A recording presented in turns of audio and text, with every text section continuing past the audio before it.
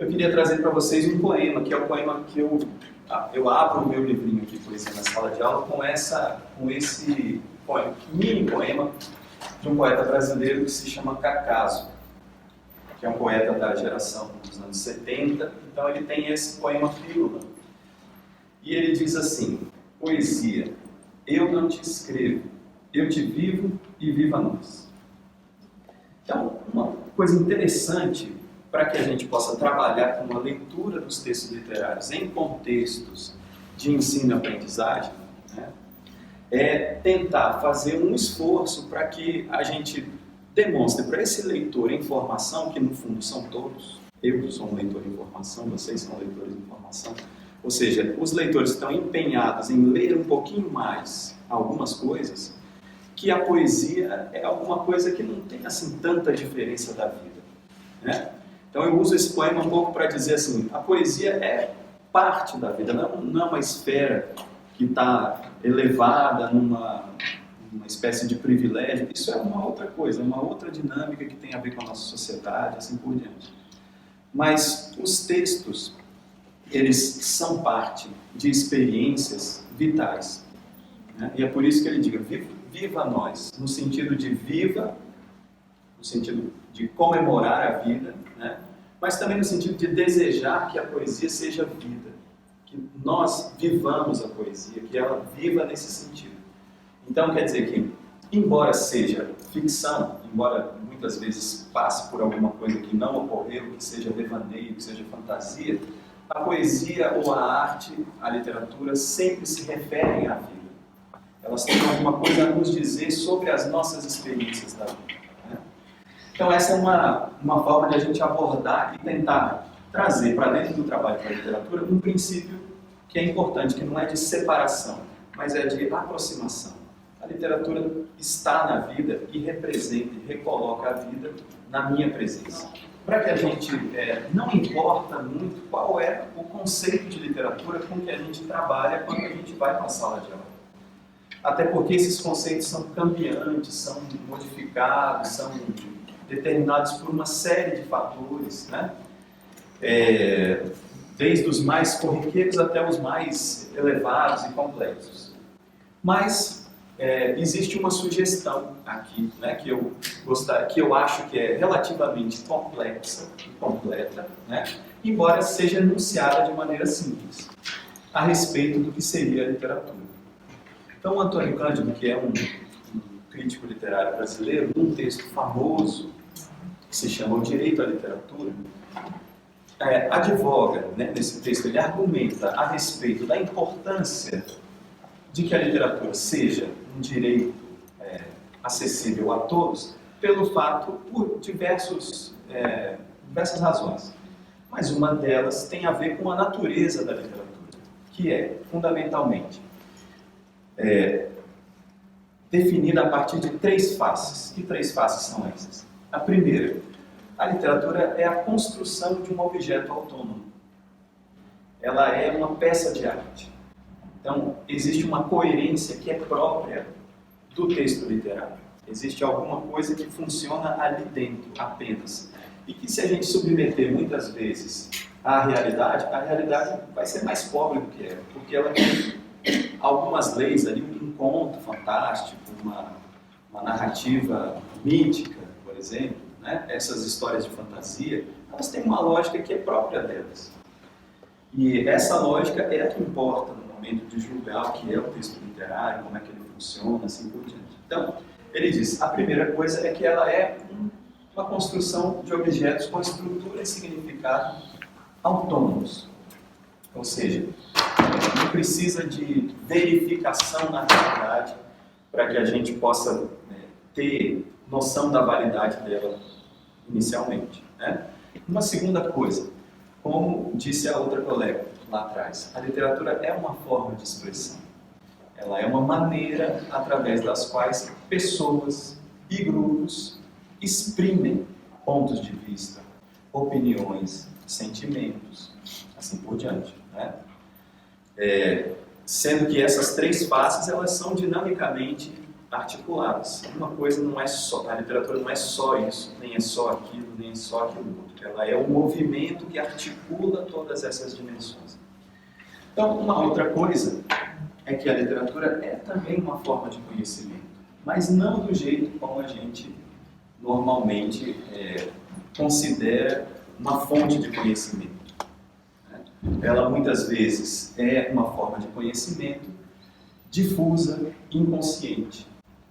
Muitas vezes ela toca a gente, ela faz a gente aprender coisas, não de uma maneira consciente, muitas vezes não de uma maneira racional, muitas vezes de uma maneira sugerida, subconsciente, assim por diante. Exatamente pelo fato de que ela é uma forma de expressão, pelo fato de que ela é uma unidade autônoma e assim por diante.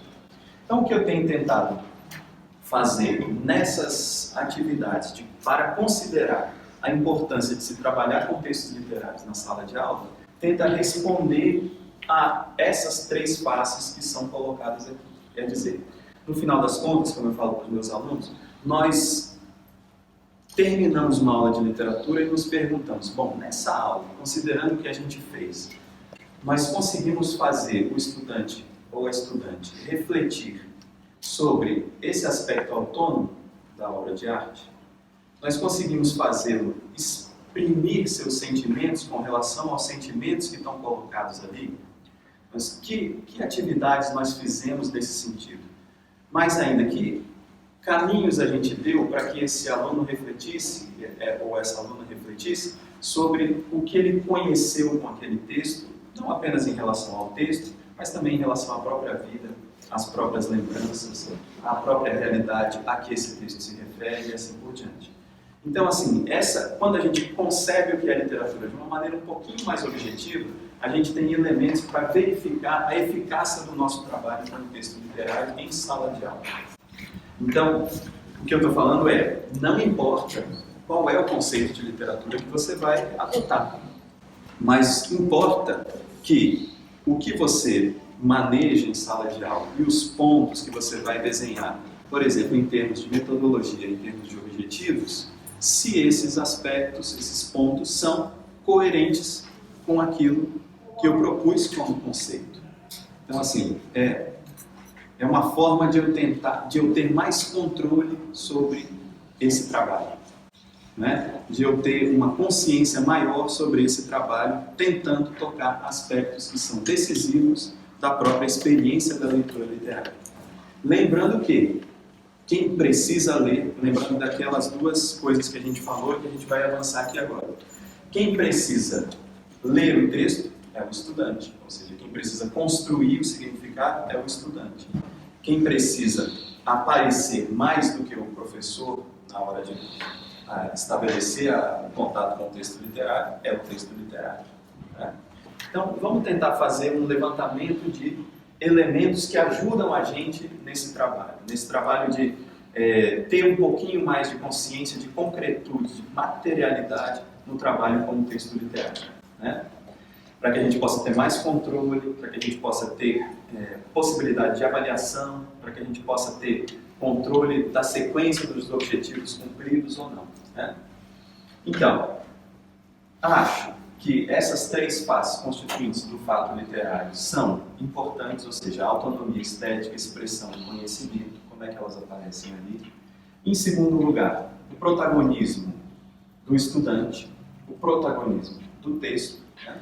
Então, essa atenção é importante, quer dizer, como é que eu trabalho com a literatura? A relação que eu tenho que ter com a literatura para estimular, né, a formação de leitores, ela tem que ser uma formação de exemplo, claro, né? De paixão, é claro, mas tem que ter um controle racional também sobre por onde nós estamos caminhando, até para que a gente possa fazer o incremento do repertório do estudante. Quando ele está apto a dar um passo à frente e pegar um texto mais complexo, né? Isso é muito importante. Então, eu tenho um pouquinho mais de consciência dessas questões. Então, seguindo, existem outras questões. Valeria a pena também, por exemplo, avançando um pouquinho mais, conhecer um pouco o processo de formação da literatura brasileira, ter noção de algumas linhagens estruturantes dessa literatura, né?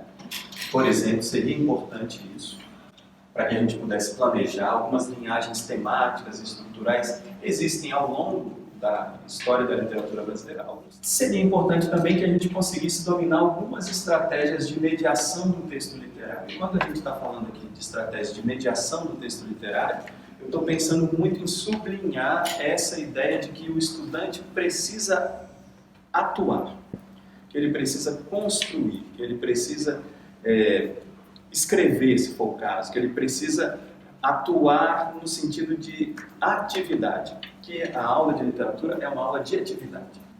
Não passivamente recebe uma interpretação que o professor tem do texto, mas que ele constrói essa interpretação com a ajuda do professor. Essa é a ideia fundamental da mediação. Eu não digo para o aluno o sentido do texto, eu vou tentando apontar para que ele possa ter direito à descoberta. Mesmo que aquilo que ele descubra seja a coisa mais óbvia do mundo, mas é a descoberta que faz a gente aprender. Mesmo que seja... Todo mundo aqui conhece a resposta, tá? Mas se alguém, para quem a gente está ensinando alguma coisa, não passar por esse processo de descoberta, ele não descobriu, ele não construiu. Então, é não entregar esses sentidos, mas provocar para que haja um caminho que possa ser percorrido para esse sentido. Desenvolver, por exemplo, um programa de leituras baseado em um repertório.